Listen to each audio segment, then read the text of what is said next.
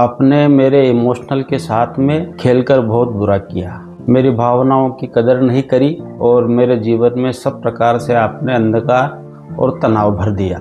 मैं बहुत दुखी हूँ और मैंने आपसे बहुत उम्मीद लगाई थी, परंतु उस उम्मीद पर आप खरे नहीं उतरे। साथियों नमस्कार, मैं पंडित रामचरण व्यास श्री सिद्धेश्वरी ज्योतिष अनुसंधान केंद्र से आज हम ज्योतिष के माध्यम से ये जानना चाहेंगे कि हमारे इमोशन, हमारी भावनाओं की जो कदर होनी चाहिए, सामने वाला कोई भी हो, चाहे हमारा रिश्ता किसी भी प्रकार का हो, चाहे माता पिता का रिश्ता हो, पिता पुत्र का रिश्ता हो, माता पुत्र का रिश्ता हो, भाई बहन का रिश्ता हो, या जीवन साथी पति पत्नी का रिश्ता हो, या कार्य क्षेत्र का रिश्ता हो, या किसी भी प्रकार का रिश्ता हो, सभी जगह बिना भावना के अटैचमेंट नहीं होता है। मतलब बिना इमोशनल के कोई किसी प्रकार से अटैचमेंट नहीं होता है।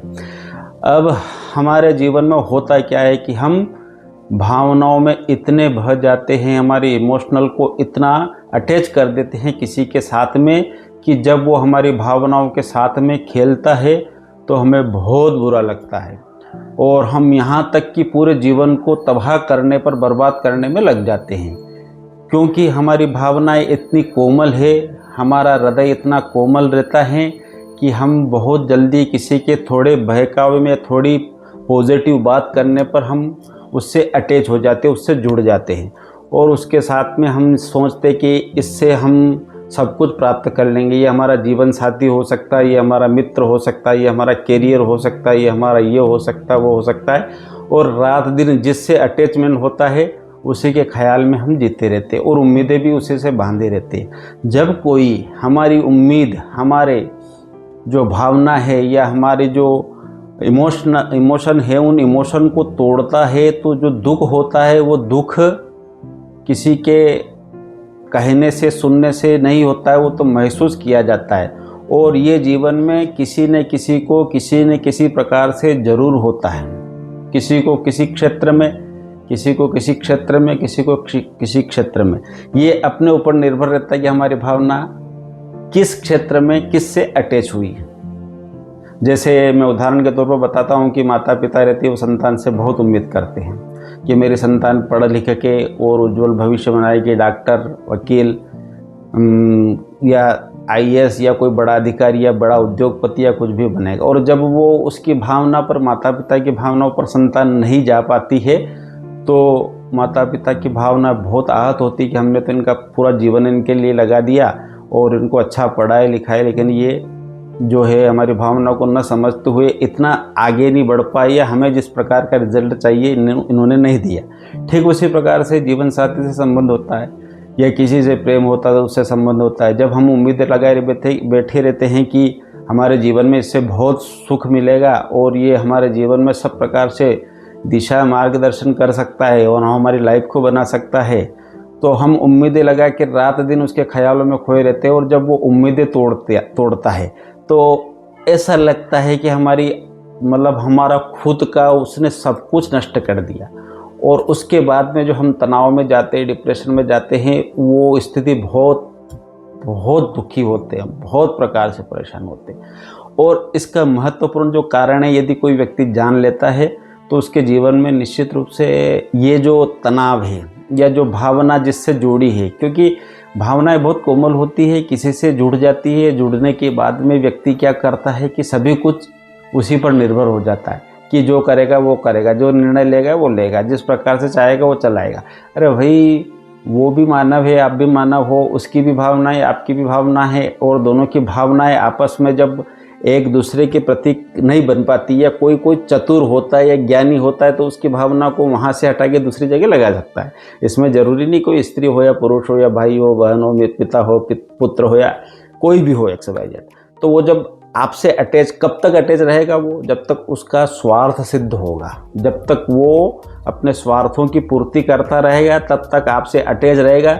जब उसको लगेगा कि ये, क्योंकि इंसानों में आज की स्थिति में भावनाओं की कदर नहीं रही है, भावनाएं अपने आप स्वतः ही खत्म होने लग गई। अब क्या रहा है, हम हर इंसान को एक वस्तु मानते, व्यक्ति नहीं मानते। वस्तु का मतलब होता है उसका हमने इस्तेमाल किया और इस्तेमाल करने के बाद में उसको यूज एंड थ्रो, मतलब उसको कहीं पर डाल दिया डस्टबिन में। उसी प्रकार से क्या होता है कि जब कोई सामने वाला हमारी भावनाओं से जुड़ जाता है, हमारे ऊपर पूरा विश्वास कर लेता है, और जब हम विश्वास पर खरे नहीं उतरते हैं और हमारा स्वार्थ सिद्ध होने के बाद में हम उससे विलग हो जाते, तो उसके साथ में क्या गुजरती है वो तो वो ही जान सकता है।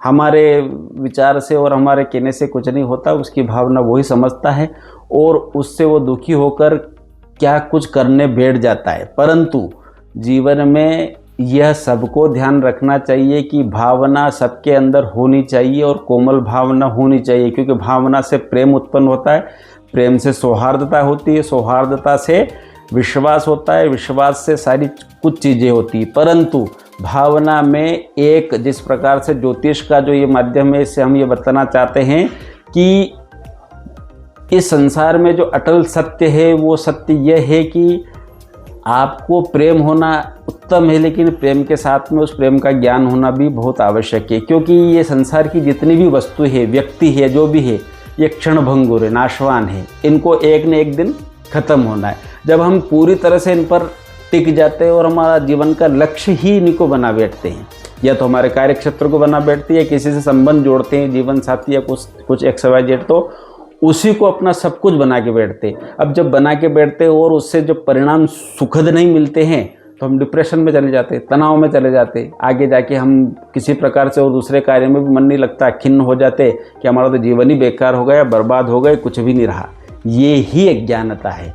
तो भावना होनी उत्तम बात है, लेकिन भावना पर ज्ञान का अंकुश होना बहुत जरूरी है। रामायण में भी भगवान राम ने लक्ष्मण जी ने पूछा राम जी से, प्रभु मेरे अंदर जो भावना है उस भावना में कई बार मैं गलत निर्णय भी ले बैठता हूँ।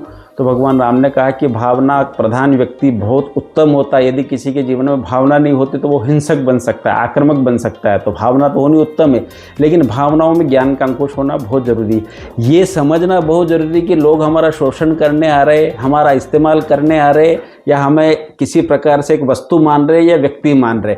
जब आपको एहसास कराएंगे, जब स्वार्थ की आवश्यकता, उनको किसी प्रकार से आवश्यकता पड़ेगी, तो वो एहसास कराएंगे कि नहीं, आप तो मेरे लिए सब कुछ हो, भगवान से बढ़कर आप हो। और जब उनकी स्वार्थ की पूर्ति होगी और वो अपने आप आपको छोड़कर चले जाएंगे। इसी प्रकार से क्या होता है कि जब दुखी होकर हम परेशान होते हैं तो हमें ये सोचना चाहिए कि ये जो है ये स्वार्थ के लिए है, ये जो दुनिया बनी हुई है केवल अपनी पूर्ति के लिए बनी हुई हो। तो हमें इन रिश्तों को, इन व्यवहार को, इन क्षेत्रों को समझना जरूरी है। ज्योतिष ये समझाता है कि चंद्रमा जो है वो मन के प्रतीक है, भावना के प्रतीक है, और सूर्य भगवान है वो ज्ञान के और बुद्धि के प्रतीक है।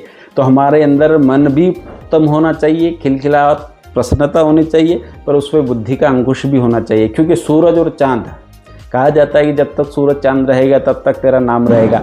वो यही बात है कि जब तक आपका सूरज और चांद रहता है तब तक आपके जीवन में आपकी नाम और यश फैला रहे। मतलब सूरज और चांद कभी भी ख़त्म होने वाले नहीं है। तो उसी प्रकार से जीवन में मन और बुद्धि, ज्ञान कभी ख़त्म होने वाला नहीं है। तो इसको ज्ञान के द्वारा अपनी भूमिका को निर्वहन करिए, और जहां आपको बेचैनी लगती हो, तनाव लगता हो, तो अपने आप को सुधारिए, और उसके सुधारने के साथ में अपने आप को कहिए कि नहीं, ये मेरे लिए नहीं था या मैं इसके लिए नहीं था, ये तो केवल एक संबंध था जो ईश्वर ने हमारे साथ जोड़ा, और कुछ समय हमने एक साथ में निकाला, उसके बाद में हम अलग अलग हो गए। क्योंकि सामने वाला जब आपकी कदर नहीं कर रहा, सामने वाला आपको इतना इम्पोर्टेंट नहीं दे रहा है, जब आपकी भावना को नहीं समझ रहा, आपकी कदर नहीं कर रहा, तो आपको क्या लगे कि आप बार बार उसके बारे में सोच कर अपने आप को, जीवन को पतन की ओर ले जा रहे हो, तनाव की ओर ले जा रहे हो, डिप्रेशन में ले जा रहे हो। छोड़ो ना। जब उसने छोड़ दिया तो आप भी छोड़ सकते हो। दुनिया आपके लिए भी बनी हुई है। ऐसा थोड़ी ज़रूरी है कि वो एक तरफा ही होगा, जो भी होगा वो सामने वाला जो है हमारा इस्तेमाल करके चला गया और हम उसके लिए रात दिन परेशान होते, रात दिन रो रहे हैं, नींद भी नहीं आती, भूख भी नहीं लगती, प्यास भी नहीं लगती, और कार्य क्षेत्र और सारा जीवन ही पूरा हमने एक तरीके से नरक बना दिया। ये नहीं होना चाहिए साथियों। जीवन में यही होना चाहिए कि हमें ऊर्जा प्राप्त हो, और जो गया वो गया। हम हमारे हिसाब से कैसे हम अपने आप के साथ में भावना को जोड़ें, दुनिया के साथ में नहीं। हम अपने आप के साथ में जब भावना को जोड़ेंगे और हम अपने आप से प्रेम करेंगे तो वो प्रेम बहुत बड़ा होगा।